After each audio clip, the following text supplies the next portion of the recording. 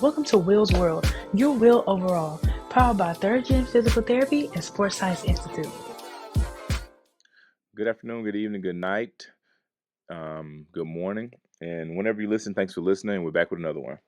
Before we get started with today's episode, please like, share, subscribe, follow, comment, leave questions in the comments, and anything you want us to discuss, we'll discuss it.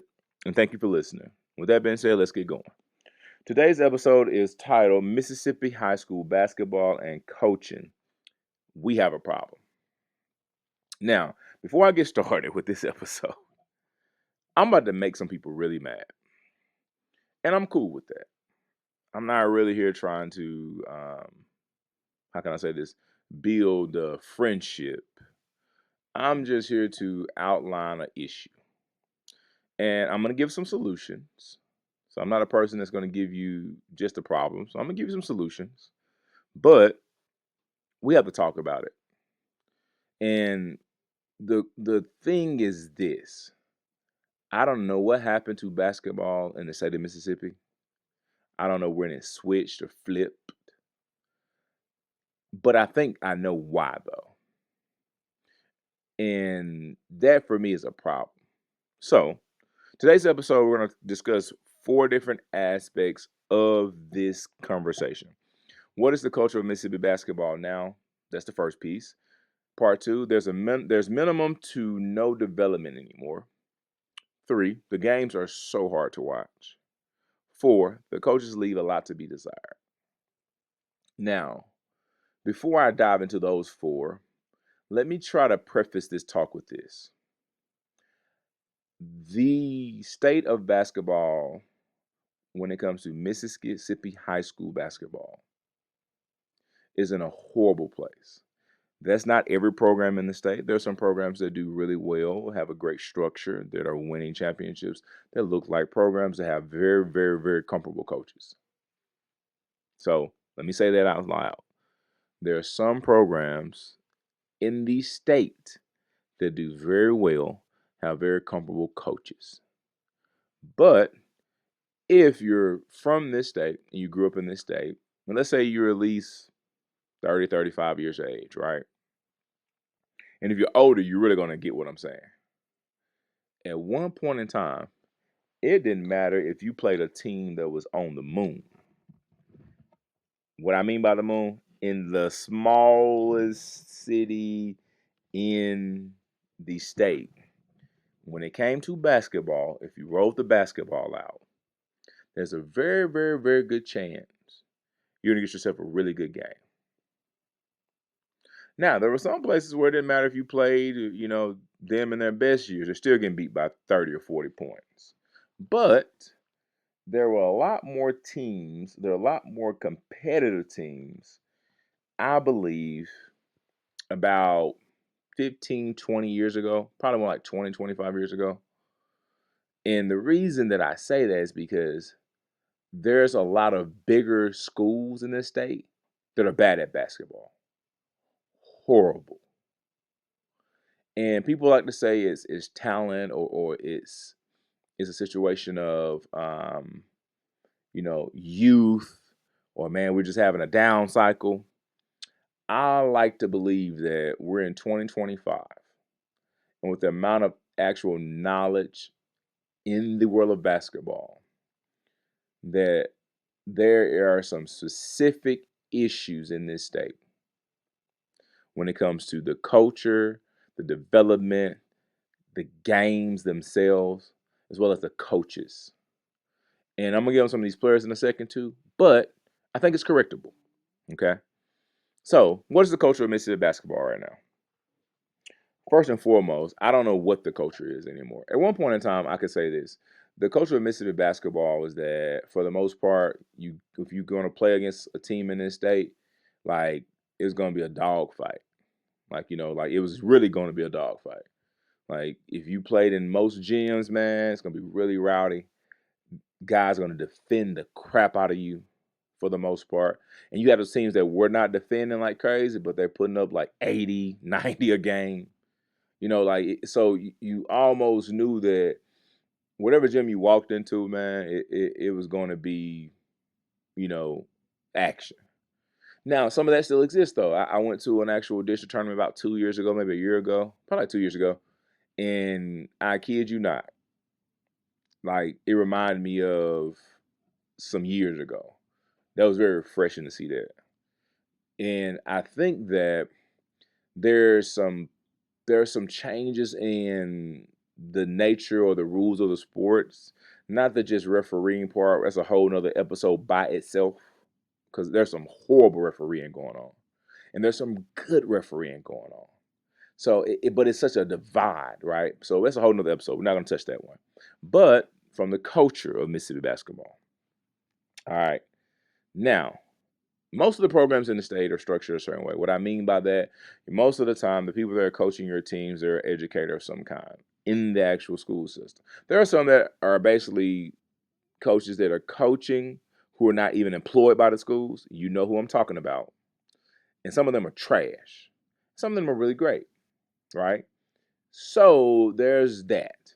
There's also a lot of intermingling when it comes to the private and public school sector. What I mean by that, you have some of the public schools that are being joined in the same districts as private schools, and they're able to still recruit players.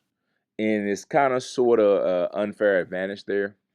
I'm cool with it if they just make it a thing for all schools in the state where you can just recruit and just go ahead and be done with it. But I know what that does from a competitive advantage standpoint. It's going to put it in a situation where you're going to really mess the whole competitive market of basketball in the state up. It's already kind of screwed anyway, but that's a thing.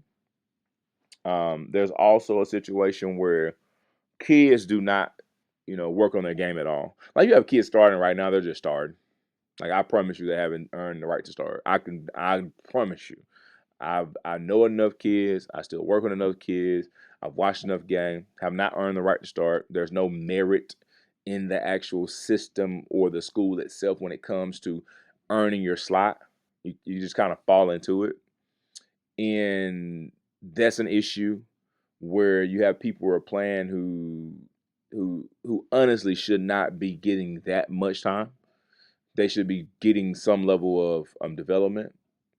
There's also a culture of there's not the same level of talent in the areas where talent used to be. Like in Jackson, Mississippi, for instance. There used to be a lot of talent in Jackson, inner city. I'm not talking about around the metro.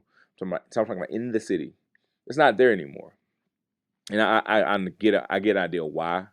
You have a lot of people who've moved out of those communities. A lot of people are not sending their kids to those communities or their schools to get educated because the education is not that great for some of the actual schools in Jackson. Once again, for some, and there are some of them, it's not the same level of coaches there. You don't have the same type of actual things going on around the schools either. Like, all right, so full disclosure. At one point in time, they had a YMCA here in Jackson that's right off 55, and that was the YMCA that all the people would come and hoop at.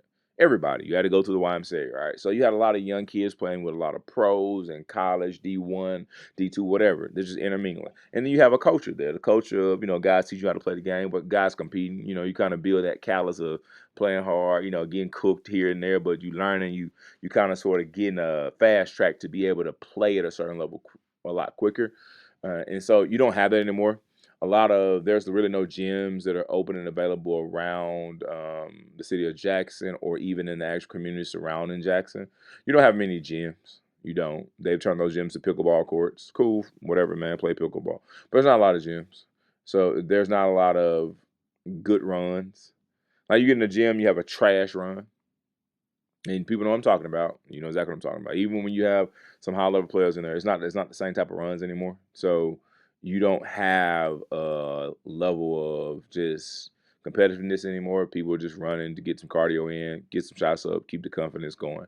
So the culture of basketball in the state has been shattered, and that has hurt the product at the college level.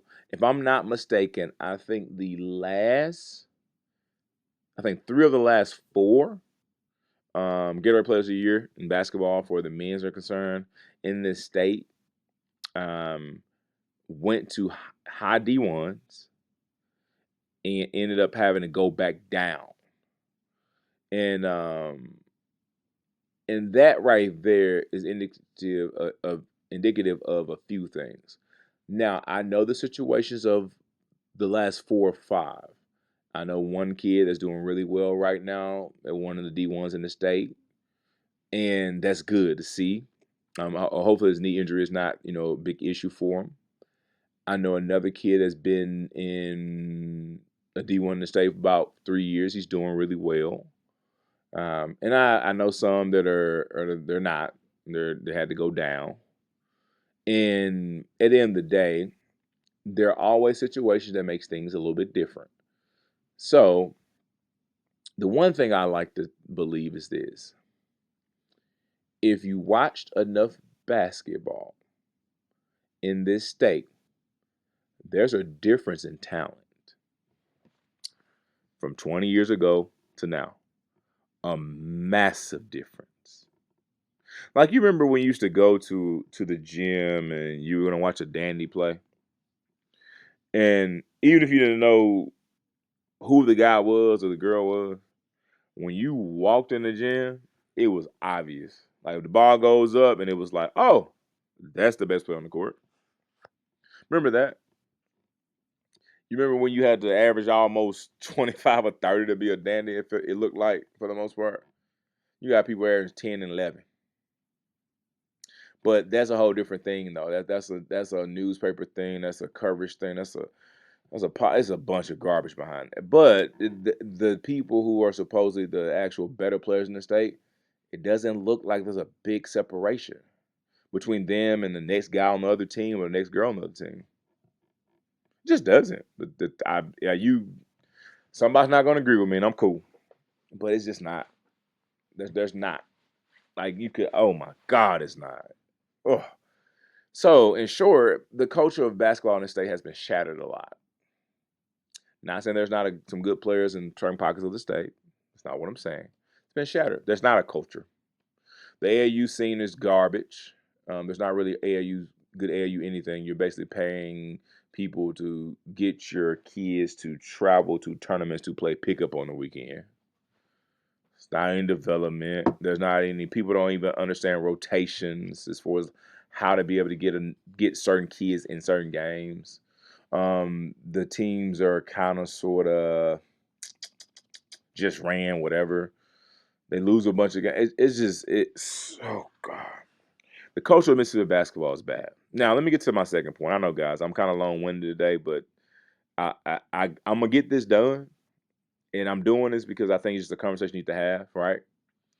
There's minimum to no development anymore. You can watch it and you don't see a development or progression in said players each year.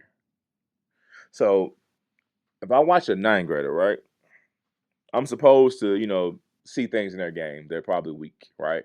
Some things they have great strengths in, like, oh dang, that's a great strength. But every year they should add something to their game. It doesn't have to be something offensively. Like, watch this.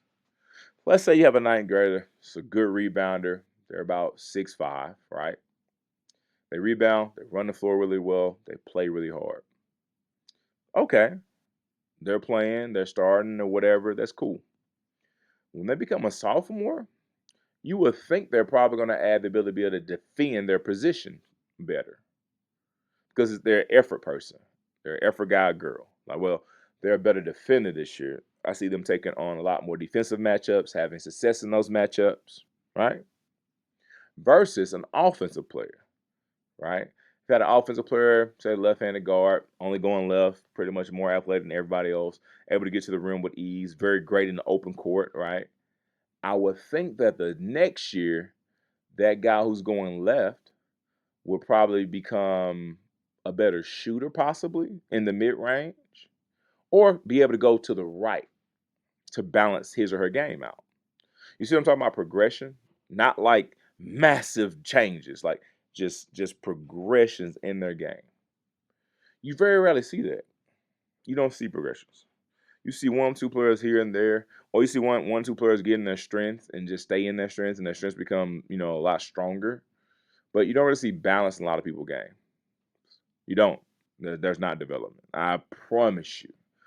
If you think I'm making this up, just go to an actual game or run, and in the midst of going to that game or run, you need to make sure that with that they are I'm sorry, you go to game and run, that with that you get the opportunity to watch everybody play. And what you're gonna find out is that they are not as good of games or tournament games. There are probably some there's not really good matchmaking going on. Like you seeing either games that are 28-25. You seeing games that are 65-22. Like and where I remember when you had a lot of tournaments, a lot of times you have people who do really good job of trying to matchmake in the tournaments, and they'll make games where it looked a certain way. And I think some people still do that in this state. I've seen some tournaments that are pretty good a few years ago, some really good matchmaking going on. But the type of games you see, you have people who have teams that can't dribble the ball off the court.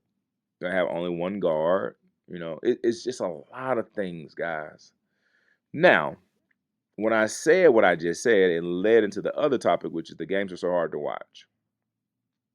I've watched games that at halftime, the score was 9-12 for high school varsity boys game.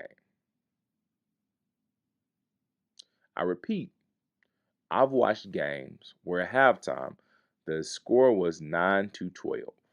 And I watched that team multiple times, and very rarely did that team exceed 20 points and a half. And when they did, it was an amazing shooting night, right? Just balls are going in and everything. And the reason I say that, not to diminish the team, that's why I'm not mentioning teams in this. It's not about one school versus the other. But I think that's a fundamental issue. Now, if you're watching a game and you watching a game, you realize the game is so hard to watch, you probably need to leave the gym. Or if you're an actual fan or a parent of the team, I think that the parents, the fans, and the people in leadership should really have a good conversation about this. Because I'm gonna be honest with you, not every kid is gonna go to school for education. They're just not every school kid is gonna perform well in education. That's okay. Some kids need their extra school taken care of through athletics and be able to have an actual better start to life. So for anybody who's saying that, well, they should be getting their books out, I'm in agreement with you. Trust me, I'm a very academic person, but I'm not an idiot either. Like I understand that there's a certain level of balance where you have kids who have a potential to pay for their school. And sometimes your kids are so good they can change their lives. Even if they don't make it to the league, they can go to college, get to D1, D2 level, get to a place they get some NIL money, and they're set, you know, for the rest of their lives. And some just want to be able to get their education taken care of so they can get to what degree they want to get to and be able to be productive, right? But the games are just so hard to watch that a lot of coaches don't even watch the games. Seriously. Man, I guarantee you right now, you ask a coach in this state who's a college coach. The reason I know this, I'm just telling you right now, a lot of them don't watch a lot of games at all in this state. They're not really checking for any in-state players. They don't think the players are actually up to par. Maybe one or two. That's why a lot of these players get offered late in the process for like a handful of them, right? But if I'm not mistaken, I said three or four of the. I think it's three or five for the last five McDonald's. I mean, not McDonald's, but the last Gatorade players of the year in the state have had to go down, and that's not a bad thing. Probably should have started at a lower level and then went back up. I mean, it then progressed up, but besides the point. The last piece is this: the coaches that are coaching at a lot of these high school programs. And once again, I've said it before: not every single coach, but the majority of them leave a lot to be desired. I watched a team run this same press and everything for a while. And what I noticed is it was defeating teams that were just as badly coached. And what I mean by that, the team didn't have an actual adjustment to the press at all. And some people say, well, maybe they couldn't have an adjustment to the press. Well, that's besides the point. But if that's the case, then I can tell you this. You didn't prepare for the game, so right then that's a problem too. So whatever. And I think that that is a two-way street too. Some people who are coaching or have to teach and they don't have the time to be a real coach, or they're just doing it to get the actual extra money on their contract that they have with the school system. Therein lies another problem. And then sometimes they're teaching and then they have an actual assistant coach that's actually not a teacher in the school system who's coaching to help them coach. And then they become the head coach, kind of, sort of, or the co-head coach, and they make all the decisions, but then the head coach doesn't check them and validate if they actually have any basketball anything, knowledge of any at all. So you have an actual a problem where there's coaches who are overwhelmed with the educational part and can't really contribute to the athletics part like they should because of their actual responsibilities as an educator. And then you have some coaches who are just not good coaches. Some coaches, they're really great coaches. So there's a few different issues there, and I think that with that, we have to just call a spade a spade. The parents, the athletic director of the school has to allow the children to have an opportunity to be able to pay for their education if they have the talent to do so or be offered to do so. There's way too many junior colleges in this state that actually need players in their actual schools to be able to be competitive and whatever. And obviously, the actual D1 level is so hard to get into now with the transfer portal, basically taking up all the scholarships. You may get one or two guys from high school in this state that be able to play the high D1s and mid majors. Same thing. They want the guys who's coming down from high D1s. So it's a problem there with an NIL deal, but it just is what it is. Everybody wanted the players to get paid. Now they're getting paid, so I don't hear anybody making excuses about now their kid can get a scholarship. That was said out loud that it'd be a problem. Now, let's move to this piece. Here are my solutions. All right. Now, what I'm saying is not Bible, but I think I have a few solutions. One, we need to strike the whole law or rule of educators being the people in the school systems that are given the jobs to coach. And if you don't teach in the system, you can't coach in that particular school. Um, that needs to be just scratched and removed entirely. I think that educators should be given first consideration to supplement their contracts if they can coach. I repeat, if they can coach. That's the first part. Number two, I think after that has occurred, and it legitimately has occurred. Now, once again, grown people, going to do things that they're not correct. So even if this rule is removed, they're going to circumvent and try to get the best, whatever, right? That's just grown people doing crazy stuff. We need to get rid of all these classifications and drop all these classifications back down to only 5 classifications. We have watered down the competition in the state when it comes to basketball because there's 7 classifications. You need to literally drop it back down to 5. Why? Because now certain schools will have to play against certain schools, and you have some of those top 6A schools that don't play against the 7A schools, and the people who can duck certain matchups and all that crap. We just push that out. Drop it down to 5 classifications again, jumble these schools back up together so you can have a lot more competitive games. And then what happens is you start to get a little bit more competitive movement in the middle part of that actual conference or district. Meaning that, hey guys, guess what? Since we have 5 classifications, you ought to be a lot better to make it to the playoffs. And so if you're a big school that was a 7A school and you draw down to 6A and you can't make the playoffs ever, now we know that, oh, it was because you were not trying to create the program that needed to be created. But and again, as a fan, we can actually enjoy basketball now because eventually the cream is going to rise to the top. And I guarantee you, a lot of those schools who were probably French competitors in the 6A top of the actual district or classification, now they're in the middle of the bunch, and maybe they're able to get some type of actual program going to give them a kicker to be able to make the league, make the state basketball a lot more competitive and better to watch. Number three, I also believe that the coaches need to be assessed on performance, meaning winning games. They have full control pretty much over their schedule creation, so they can make their schedule just as weak as they want it. But you should measure it out of conference and in conference, or out of district and in district, and give them an assessment every year. And in 3 years, if they have not shown progression, they need to be relieved of their duties. And somebody else needs to be given an opportunity, which then will force the AD and whoever in the school to actually do the job what they're supposed to do. Hire people who are comfortable to direct the athletic programs to give these children the opportunity to be able to play the next level. The fourth solution is we have to start requiring, as parents, as coaches, some level of accountability to development within the programs that you have. There's not any development.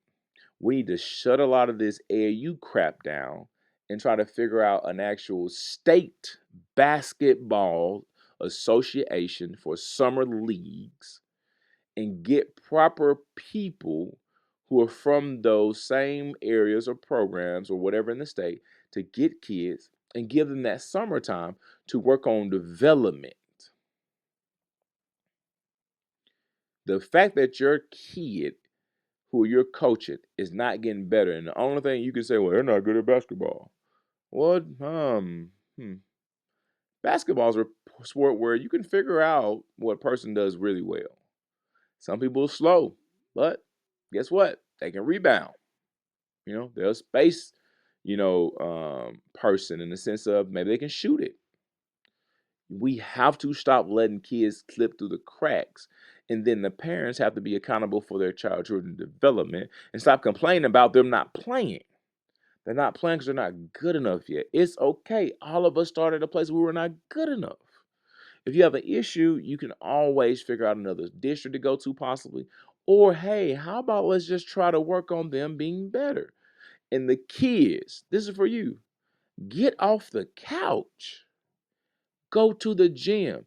I go to enough gyms in the middle of the day on a Saturday or early morning on a Saturday or during the actual breaks. Very rarely do you see kids in gyms, and the gyms that they used to go to are closed. So tell me this. If you stay in a city that has a 7A school, means you have a pretty good population in the city, why don't you have a public gym? Oh, uh, somebody said that it causes problems. Hmm.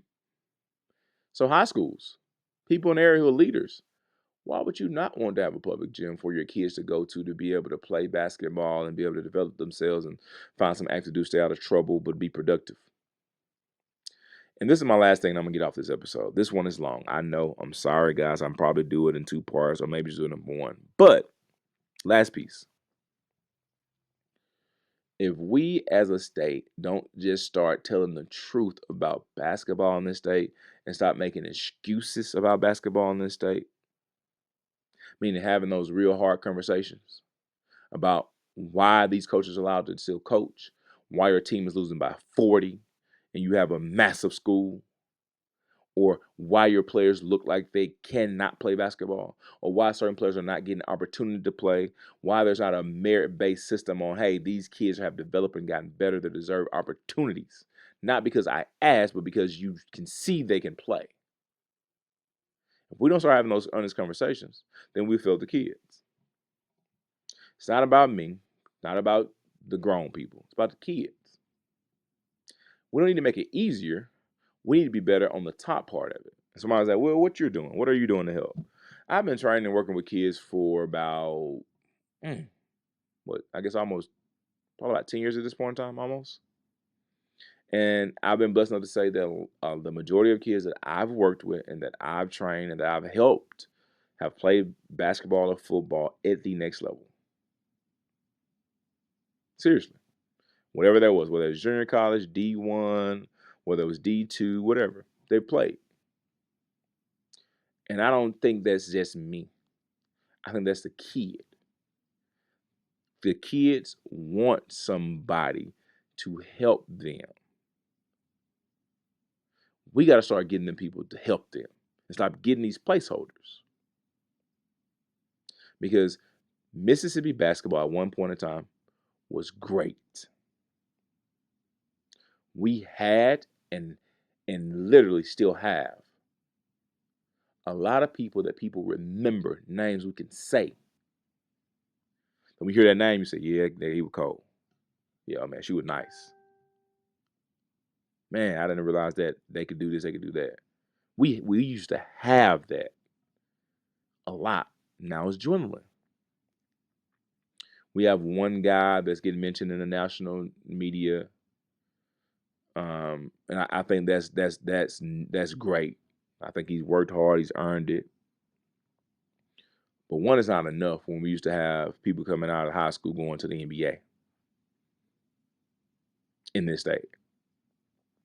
So, what I'm going to say, maybe people are not going to agree with it, which is we collectively have to do better and come up with solutions. Stop watering down the product. Let's really, really, really try to make a difference. Anyway, if you made this point in the episode, man, thank God to you. It's been 30 minutes. I really love basketball. I love Mississippi as a basketball state. Um, I love helping the kids and training and working with them and seeing them grow. And I don't really care if they become professionals, but what I do care is that they had every opportunity to become as great as they wanted to be at the game and took tools from the game to carry them the rest of their lives. And if I can do that, maybe I have a handful of kids that actually go be successful in basketball, baseball, or football. But if they don't become successful, they still have certain tools they've developed to be able to take care of themselves in life. I hope they're able to get to a place in their life that they're happy and be able to do the same for others. Whew. Okay, I'm done. Everybody, with that being said, I hope you have a blessed one. I'll catch you in the next one.